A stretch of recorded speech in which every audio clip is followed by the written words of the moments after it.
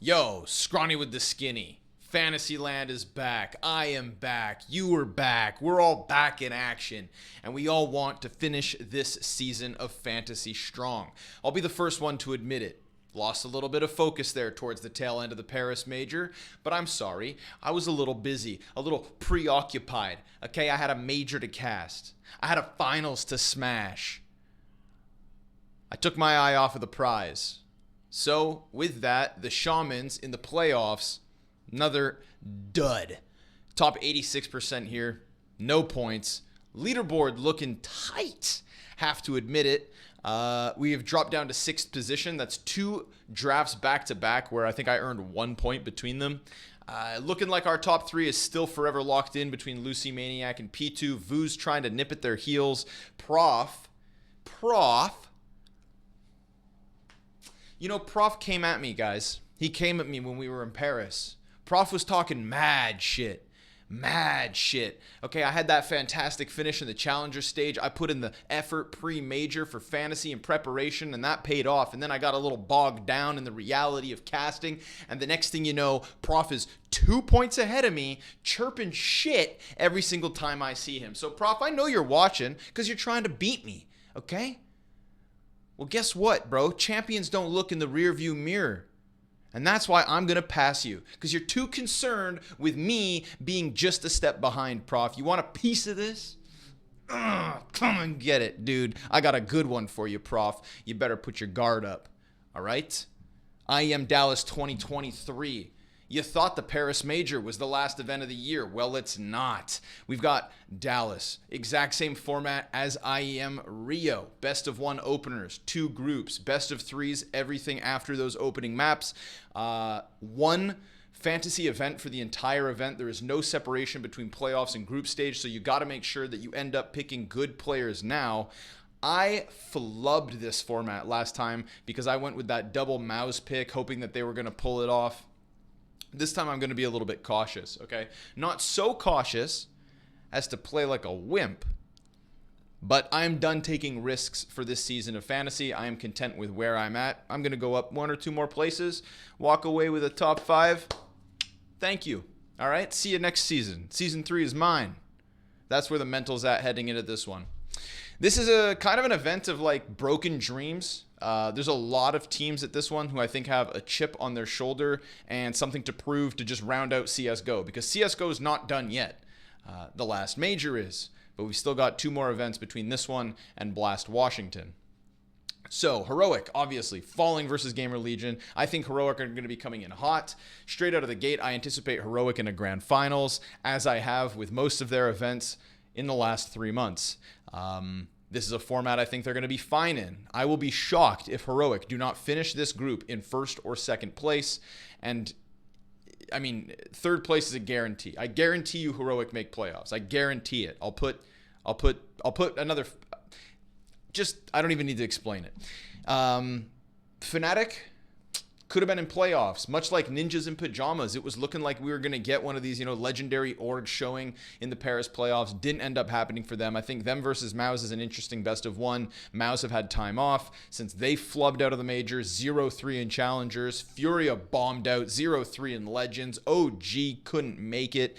G2 fell shy.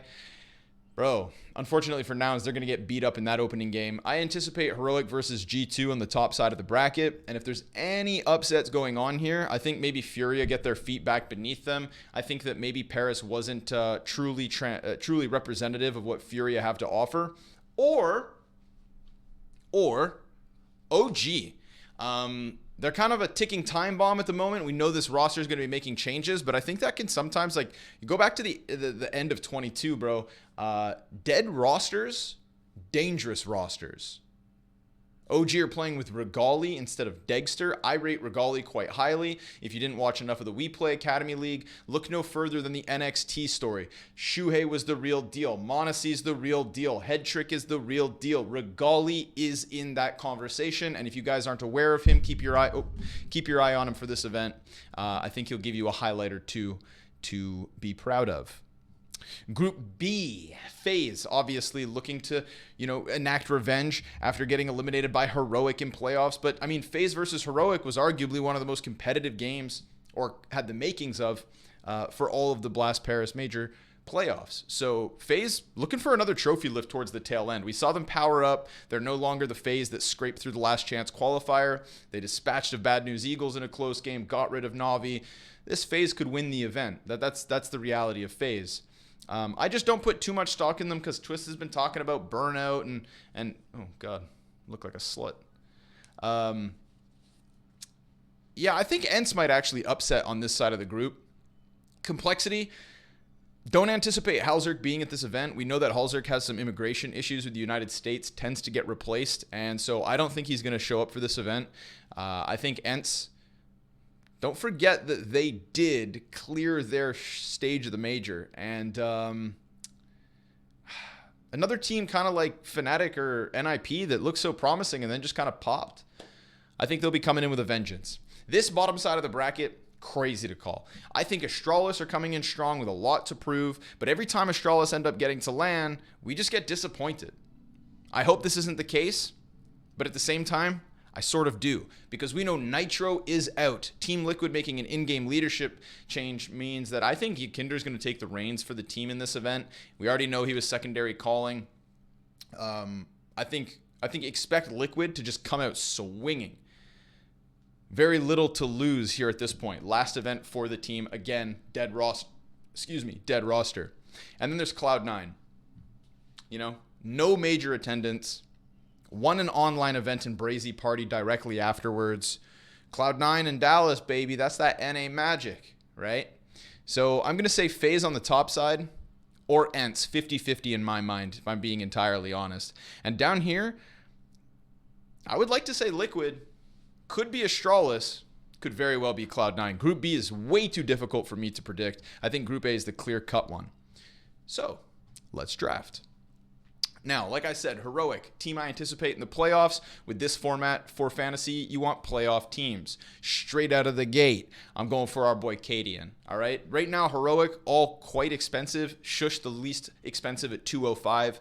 Jabby's had a bit of a fall off. We haven't gotten like these crazy star-studded playoff performances out of Jabby like we were from fall finals onwards. But I anticipate that Heroic, much like the last major cycle, are going to get a disappointing result. Second in Rio, now fourth here fourth in Paris.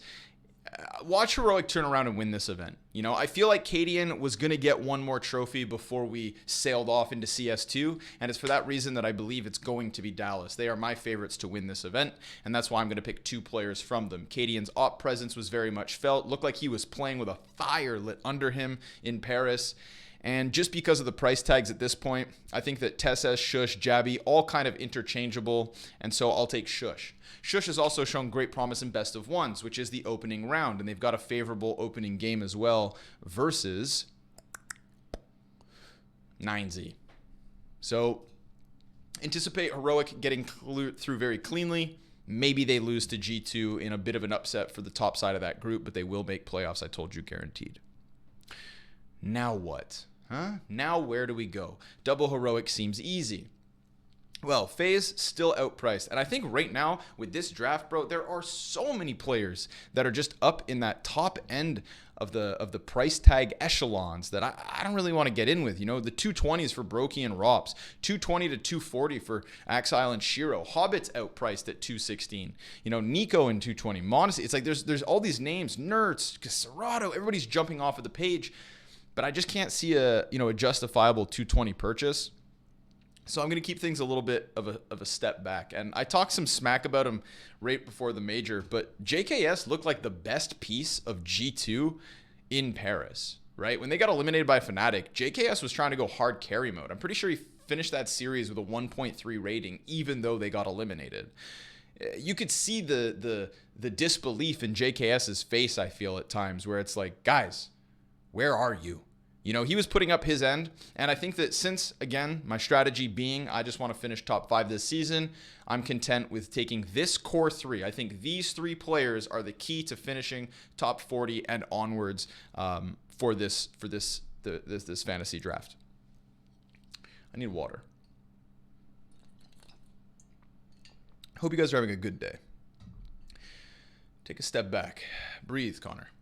Yeah, I'm getting all antsy, all right? I took a break after the Paris Major. I went to London for a few days. I hung out off the radar. But now we're back. We got to finish the season strong, boys. So, cadiaN Shush JKS. Now, 1 in every 3 events, Hooksy will be the reason you flop.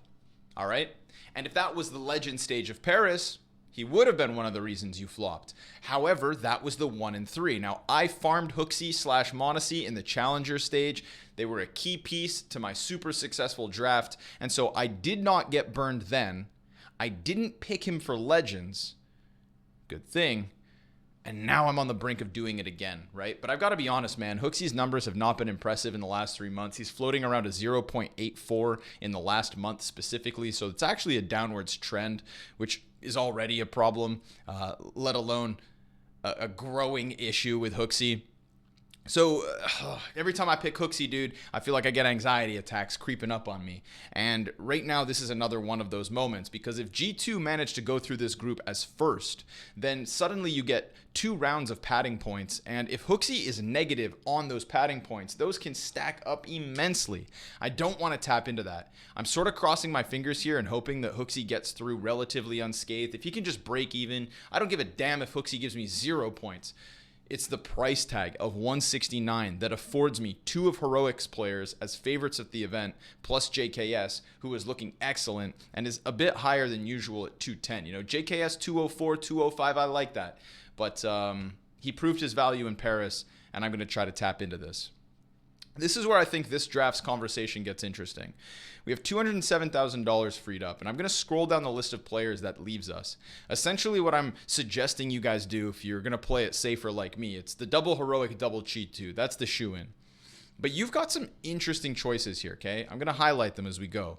Rain at 206. Elige at 206.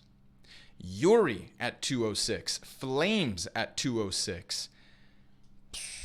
Halzerk, I said, is out. Grim and Altex, I'm not touching them on land. So those are the 4. All right. These are 4 players who I think all have potential. 4 teams that I still certainly think have potential. Fury is a bit of a red flag, but that boils down to whether you believe, you know, Paris was kind of rock bottom, a one-off, and the fact they can bounce back from that. But Rain and FaZe, safe playoffs bet, no? Rain's individual level was looking good. He was tapping into that classic, you know, Antwerp MVP type groove at the start of Paris. And so I think that Rain is a very safe option, right? Elige, if you believe in Liquid, if you think that this, you know, on death's doorstep Team Liquid are going to go swinging. If that's the case, Elige has been solid in the playoff games. Go back to Katowice, take a look. Yuri, $206,000 for Yuri is very affordable. You know, this is Queserado's right-hand man, a win condition for Furia. Now, I understand. Furia is the red flag of this event. And then there's Flames. Now, what I don't like about, of course, the OG run is their side of the bracket opens up versus Furia, then versus G2. If they lose one of these games, I think they beat Nouns, but then they're playing the loser of Fnatic, Maus, Heroic. That could be OG eliminated, and so, you know, I don't really believe in OG. I don't really believe in Furia. I want to believe in Liquid, but I think with Astralis and Cloud9, it makes it a difficult decision. So all of these players pique my interest, and particularly Flames. I feel like he's going to be going for the highlight reel moments, and this is all because he's looking for a new team, right? This is a tryout for Flames, essentially, at this point. For me, that's how I perceive this event going down for him. I think Flames is going to have an excellent performance. It just always worries me when he has to play on stages, because that's when I think he falls off. So I'm just going to go with Rain, baby. All right, I think this is a super safe draft. Introducing the artifacts. Op, leader, support, headshot machine, and entry fragger. Support and entry, these are all very high performing roles for these players. I think this is just a super safe draft, right? I'm not, there's nothing blowing your mind here with this one. But this is what I'm locking in for now. Make sure to check the top comment before the event goes live Monday morning, because I will indeed be considering an alternative. And that alternative is if you don't like Hooksy, all right? Look at this. The same way I went through those $206,000 options, if you switch out Hooksy for Glaive, spending $9,000 more for Glaive, you still have another interesting choice where you've got a few options to close out your draft. Now, head-to-head, Hooksy in the last 3 months, 0.88 rating. And like I mentioned, in the last month is a downwards trend. He's getting just pushed around right now. Him and Kerrigan are having a very difficult time ending this season. Glaive is a different situation. 1.0 on the last 3 months and an upwards trend. 1.07 in the last month alone. Now look at the teams he's playing against. Eternal Fire, solid ratings. OG, solid ratings. Aurora, it gets a little washy down here, but these online matches versus Cloud9, 9, Apex, ENCE, we know what these teams, hell, Gamer Legion, went on to do at the major. So this is a sick resume in the last month for Glaive, and it's one of the reasons I think that he is definitely a viable option for this Dallas event. Astralis' momentum is going upwards. We know Device and Blame F are going to have solid events. It's just the question of whether Buzz can keep it together, because he falls off on LAN, and I think when Buzz falls off, that burdens Glaive to be a playmaker, to create space, not something I necessarily want Glaive doing. And then there's this even bigger question of, is Altex the real deal? He's solid online, but we see what happens to Buzz when they get to LAN. Altex has one LAN played with Astralis talent and no other offline experience. It's a gamble to go with the Glaive's pickup, especially as they play versus Liquid and then potentially Cloud9, but I don't think those are the worst head-to-heads for Astralis either. So flagging this head-to-head, picking up Glaive instead, look how you can round out the roster. If you're in a position where you want to maybe go for a bit better points, if you're looking to swing for the fences to kind of finish off your season, then by all means, play this. Take the Glaive pick and look what your options are instead, all right? You've got OC, 197. You've got Madden, 197, and you've got Safe, 196. And if you even go further down, we're talking Roy at 197, but obviously Fnatic have Forest as a stand-in. So much like in the 2OX, this 197 still leaves you with 3 or 4 interesting choices. I think that, all the arguments I could make for Safe are the same as Yuri. It depends on Furia having to pick it up after Paris left them in shambles. OC to a Liege, same situation. And obviously with Glaive, taking a Liquid player could be counterintuitive because one of those two will lose their opening match, best of 1. That's why I like Madden. Now, Madden is somebody who showed incredible promise in Challenger stage, was a key reason to ENCE's 3-0, but then they're falling off, I think, directly translated to his shortcomings. Madden's not somebody I expect to be a star, but we have a few interviews now with ENCE and Snappy saying Madden's being set up to succeed. He's being put into a position to, open up rounds and have his impact, and I think we saw glimpses of that. Will we get it again in Dallas? That's the question. Will Glaive and Madden end up being a better choice than Hooksy and Rain? Time will tell. Thank you guys for tuning in for another Fantasyland. Make sure to go down to the comments. Let me know what you think. Let me know why I'm wrong. Let me know why you're right.